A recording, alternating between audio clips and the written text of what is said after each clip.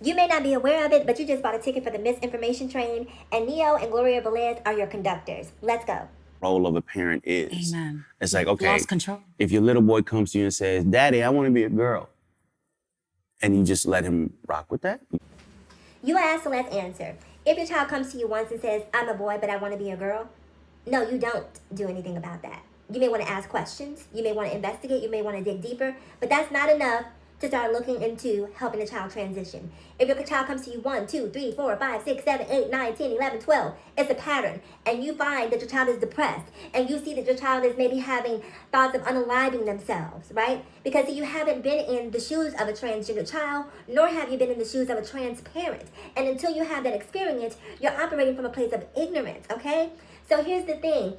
Don't operate based on emotion. Operate based on fact. Talk to those who actually know and those who actually counsel children who are trans kids to get some of those answers. But again, to answer your question, that they ask you once, no, you don't want to shift your entire life and their entire life just based on them asking you once. But if you see a consistent pattern, if you notice that there is something different about this child, that may be something you want to pay closer attention to. And maybe if you're concerned about the well-being, the emotional health of your child, you may want to take a moment to stop and take what you want out and start listening to what that child is telling you. Kids are a lot more intelligent than what we want. And so the most important thing sometimes that you need to do as a parent is not put your ideals off on your child. Let your child be who they are. Give your child a safe space to be who they are, to express who they are. If they can't do that at home, then there's a whole world out here who's ready to tell them who they should be and who they can't be. And that's what they will adhere to, since they've already been conditioned to believe that their voice doesn't matter. So what you're doing is preparing a child and sending them off into the world, telling them that who you are is unimportant. Who everyone else wants you to be, that's what's paramount. So if that's your parenting style, then don't listen to your children. But if you want to raise healthy, well-adjusted children who are confident in who they are and send them out to the world, whether they're cisgender, transgender, straight, what have you, that's what you would want to do. Just let. Right. He's 5. Right. And where did he get that from? I don't know, Gloria. You tell me, where did he get it from, right? You're straight. Your husband's straight, I'm assuming, if you're married. Everyone around them is straight. But suddenly they're coming to you in a world filled with straightness and telling you that I'm not what you are. I'm something different. So the answer to your question, where did that come from? It came from here. It's coming from the inside. It's who they are. This is not someone imprinting something on them and telling them to be this or to be that. Because the question you should be asking yourself is, if all of these exterior influences are stronger than the home that they're growing up in, then that says something about your parenting style. So it's not a matter of society imprinting all of this data that they're downloading and telling them that they're different. It's simply because they were born different. And different is beautiful, and different should be celebrated, right? It shouldn't be maligned.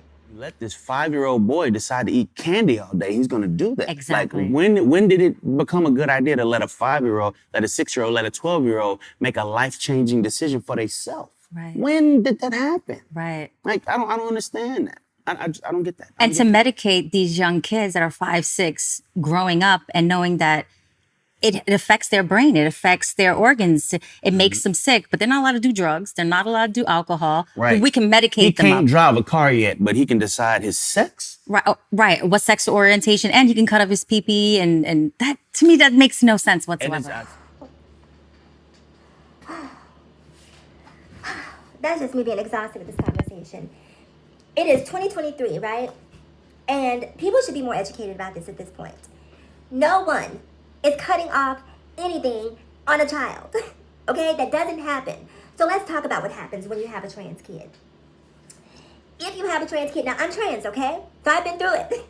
So I'm going to walk you through it, okay? So trust in what I'm telling you, okay? And if you don't trust in me, then reach out to an endocrinologist if you really want the information, and they will tell you, okay? So if you have a trans child, meaning they're under the age of 18, they are not able to have any surgical procedures. They're not able to have gender confirmation surgery. That does not happen. I don't know if it happens in some foreign countries. I don't know what the medical practices are there, but I'm telling you, here in the U.S., it doesn't happen. I can tell you, for me, even as an adult transitioning, there were all sorts of tests that I had to go through, psychological, to validate whether or not this was the right decision for me. This is not some willy-nilly decision that they're just making. So if you have a trans child, let me walk you through it. Your child is 10 years old, they're depressed, you name them, Steve, but suddenly the child wants to go by Dana, And you realize that this is not a phase, right? You realize that this is something real. And as a parent, because you're concerned and you want to love your child, and while you may not agree and may not want for them to be trans, you understand that this is something greater than you. This is something that is outside the realm of your influence. This is innately who this child is.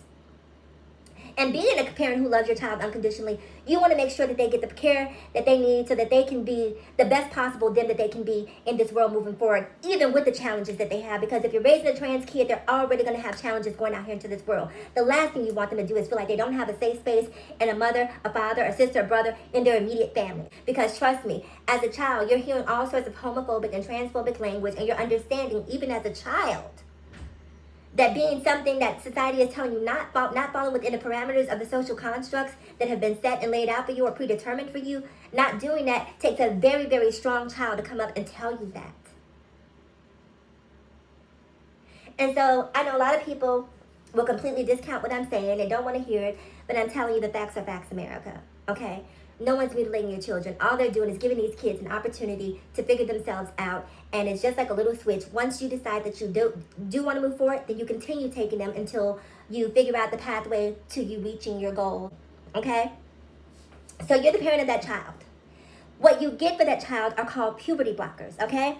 So if you are pre-op or if you're pre-op, they give us something called spironolactone or also dutasteride. Now these are anti-androgens. Spironolactone in particular is a diuretic, right? So it's going to cause you to tinkle a lot. And they were giving this medication to everyone at one point in time, but they noticed that a lot of the men that they were giving it to were developing what's called gynecomastia.